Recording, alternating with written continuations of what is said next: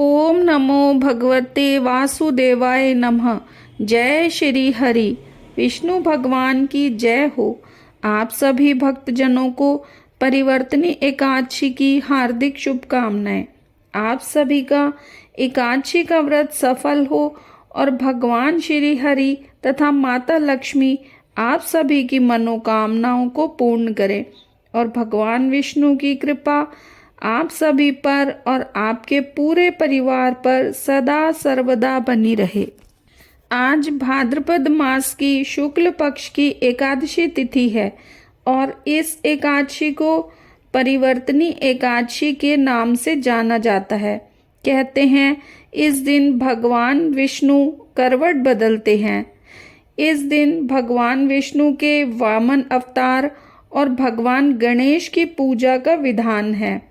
इस व्रत के प्रभाव से सभी पापों का अंत हो जाता है और ये व्रत 14 सितंबर को रखा जाएगा।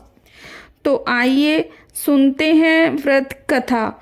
कथा से पहले कमेंट में श्री हरि विष्णु भगवान की जय जरूर लिखें और कथा को पूरा सुने। एकादशी की कथा सुनने और सुनाने वाले भगवान विष्णु की कृपा का पात्र अवश्य बनते हैं। कुंती पुत्र युधिष्ठिर ने कहा, हे यदुनाथ, भाद्रपद माह के शुक्ल पक्ष की एकादशी को क्या कहते हैं, उसकी विधि भी बताएं तथा उससे मिलने वाले फल के विषय में विस्तार पूर्वक वर्णन करें।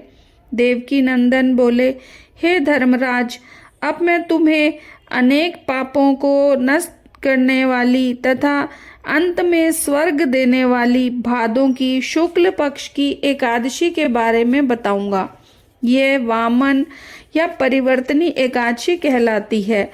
अब मैं तुम्हें देवलोक प्रदान करने वाली वामन एकादशी के बारे में विस्तार पूर्वक बताता हूँ। आप ध्यान पूर्वक इसका पूरा श्रवण करें। इसके सुनने से वाजपेयी यज्ञ से मिलने वाले फल से भी अधिक पुण्य मिलता है। इसे जयंती एकादशी भी कहते हैं। इसके उपवास के प्रभाव से दुष्ट प्राणियों को भी पापों से छुटकारा मिल जाता है। जो मेरी पूजा अर्चना करते हैं वे मेरे इस धर्मदायक एकादशी उपवास के प्रभाव से समस्त संसार की पूजा का फल पाते हैं। मेरी पूजा करने वाले को मेरे ही लोक में स्थान मिलता है। ये एक सच्चाई है। वामन एकादशी को श्री वामन भगवान का पूजन करने वाला त्रिदेव ब्रह्मा विष्णु महेश की पूजा का फल पाता है। इस एकादशी उपवास को करने वाला संसार में सब कुछ पा जाता है। इस एकादशी को श्री विष्णु भगवान करवट लेते हैं, अतः यह परिवर्तनी एकादशी भी कहलाती है। धर्मराज ने देवकी नंदन से कहा, हे प्रभु, मुझे आपके वचन कुछ संदेहपूर्ण प्रतीत होते हैं। आप किस प्रकार करवट दूसरी ओर बदलते हैं? आप यह भी कहें कि आपने बलि को क्यों बांधा? वामन रूप में कौन कौन सी लीलाएं की? चातुर्मास किस प्रकार किया जाता है? और आपके शयन करने के बाद मनुष्य का क्या काम है? यह सब विस्तार से वर्णन करें। श्री कृष्ण भगवान ने कहा, हे कुंती पुत्र, अब आप इस एकादशी के संबंधित कथा को ध्यान पूर्वक सुने। त्रेता युग में बलि नाम का एक राक्षस हुआ था। वह सत्यवादी, प्रभु भक्त एवं ब्राह्मणों का सम्मान करने वाला तथा उनका भक्त था। अपनी भक्ति के प्रभाव से उसने इंद्रलोक पर भी अपना शासन स्थापित कर लिया। देवलोक से राजा इंद्र तथा अन्य देव रुष्ट हो भगवान विष्णु के पास गए। भगवान विष्णु ने उनकी बात सुनी और उन्हें इंद्रलोक वापस दिलाने का वादा भी किया। तब श्री विष्णु वामन रूप धरकर इंद्रलोक में गए और अपने बुद्धि कौशल से इंद्र को उसका देवलोक वापस दिलवा दिया। यह सुनकर महाराज युधिष्ठिर ने कहा, हे मधुसूदन, आपने किस प्रकार वामन रूप धारण कर इंद्रलोक जीता, यह सब मुझे विस्तार पूर्वक बताएं। तब भगवान श्री कृष्ण बोले, मैं वामन रूप धारण कर बलि की राज्यसभा में गया और केवल 3 पग भूमि का दान मांगा, तो बलि ने मुझे वामन जानकर अनुमति दे दी। तदुपरांत मैंने अपने आकार में वृद्धि की। मैंने प्रथम पग में संपूर्ण भूलोक नाप लिया। मेरी जंघा ने भुवन लोक लिया।